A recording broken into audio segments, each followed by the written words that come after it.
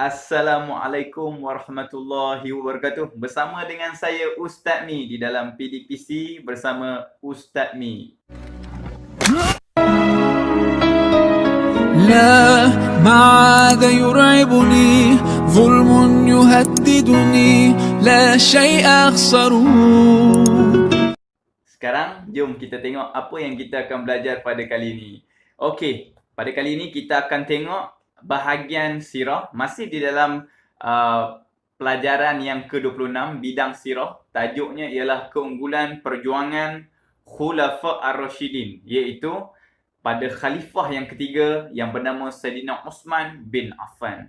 Saidina Uthman bin Affan yang Ustaz Mi rasa seronok apabila mempelajari tentang Uthman bin Affan ini ataupun Khalifah Uthman bin Affan ini apabila dia mempunyai dua perkara yang pasti akan menyebabkan anda berasa seronok ataupun rasa terpanggil untuk mengkaji apa yang ada dengan Uthman bin Affan. Yang pertama, dia adalah daripada kalangan ataupun golongan Sabiqun al-Awwalun, iaitu golongan orang yang mula-mula memeluk agama Islam. Dia memeluk agama Islam apabila sampainya hidayah melalui Saidina Abu Bakar As-Siddiq.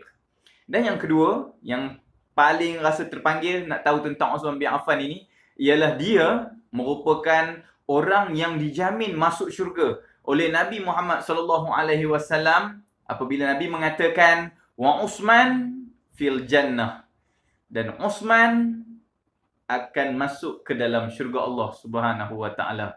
Ini jaminan daripada Nabi. Itulah dua perkara yang akan menyebabkan kita akan berasa nak mengkaji apa yang ada dengan Uthman bin Affan. Baik, untuk kali ini Ustaz akan menceritakan kepada anda semua yang menonton video pada kali ini. Yang pertama, kita akan melihat tentang riwayat hidup Khalifah Uthman bin Affan. Yang kedua, kita akan tengok tentang sifat peribadi Saidina Uthman bin Affan. Yang ketiga, kita akan tengok sumbangan Saidina Uthman bin Affan. Okey, kita terus pergi kepada yang pertama. Riwayat hidup Khalifah Uthman bin Affan. Nama penuh beliau ialah Uthman bin Affan bin Abu Al-As bin Umayyah bin Abdul Syam bin Abdul Manaf bin Qusay bin Kilab bin Murrah bin Ka'ab. Beliau dilahirkan di Mekah. Tahun lahirnya tahun 576 Masihi. Keturunan Bani Umayyah, Quraisy. Nama ibu beliau Arwa bin Quraisy. Gelarannya ialah Zunnurain, iaitu yang memiliki dua cahaya. Kerana apa? Kerana beliau berkahwin dengan dua puteri Rasulullah SAW, iaitu Ruqayyah dan Ummu Kalsum. Ini selalu masuk dalam exam. Apabila soalan bertanya kepada pelajar-pelajar, apakah gelaran yang diberi kepada Uthman bin Affan dan mengapa beliau digelar dengan gelaran tersebut? Jadi kita boleh jawab. Uthman bin Affan digelar dengan Zunnurain, dan dia digelar dengan Zunnurain kerana dia berkahwin dengan dua puteri Rasulullah. Yang pertama Ruqayyah, kahwin dengan Ruqayyah, kemudian Ruqayyah meninggal dunia. Selepas itu Nabi Muhammad SAW mendapat wahyu untuk mengahwinkan pula anak dia yang kedua yang bernama Ummu Kalsum kepada Uthman bin Affan.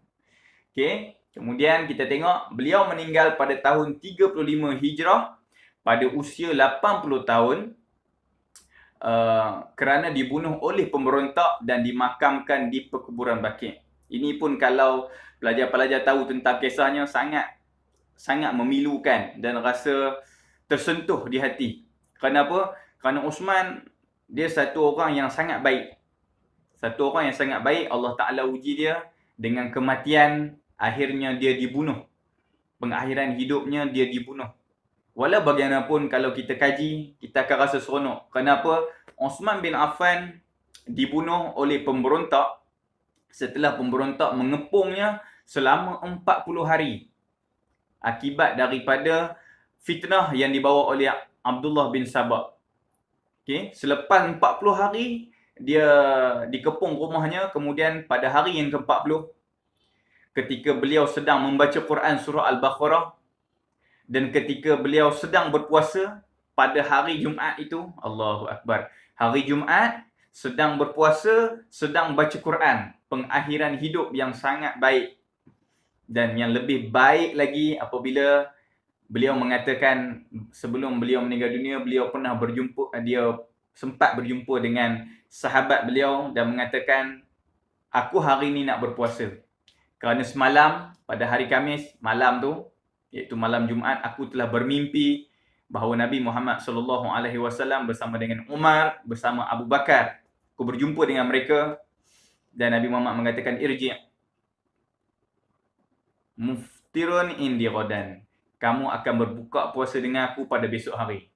Sebab itulah hari ini aku berpuasa, kata Osman. Allahu Akbar. Dan benarlah Osman dibunuh bermula dengan apabila pemberontak datang kepadanya dan hendak memancung lehernya, lalu ditahan dengan tangan, lalu kedua-dua tangannya putus.